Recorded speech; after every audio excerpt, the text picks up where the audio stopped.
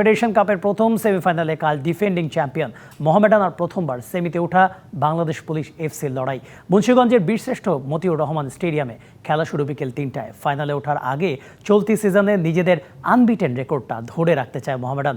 Police চায় ফাইনালে উঠে রেকর্ড গড়তে।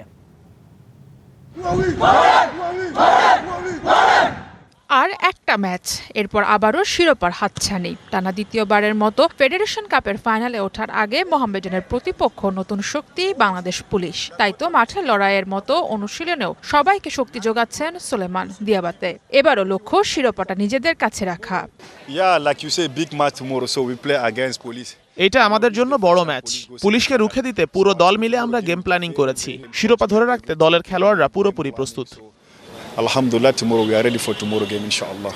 সময়টা দারুণ চলছে সাদা কালোদের। গত মৌসুমে 14 বছর পর ফেডারেশন কাপের শিরোপা পুনরুদ্ধারের পর অপোজিশনের ত্রাস হয়ে দাঁড়িয়েছে মোহামেডান। 1-2-3 ঢাকায় জমি জিতে নিন 100% ক্যাশব্যাক সহ 20 কোটি টাকার পুরস্কার।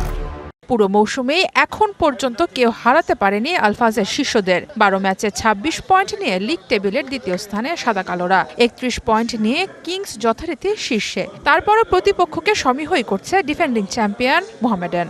ডিফেন্ডিং চ্যাম্পিয়ন যেহেতু আমরা অবশ্যই আমাদের প্রেশার বেশি। পুলিশ শক্তিশালী দল, বিকজ তারা গত বছরের লিগের 3rd পজিশনের টিম। তাদের জন্য আমরা সব ধরনের উজাড় করে, প্লেয়াররা বলছে আমাকে তারা কালকের ম্যাচটা উজাড় করে খেলতে চায়।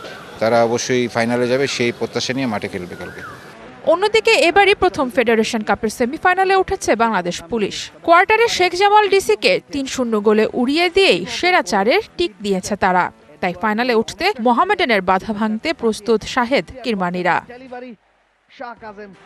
সারা মাহবুব, ডিবিসি নিউজ, ঢাকা।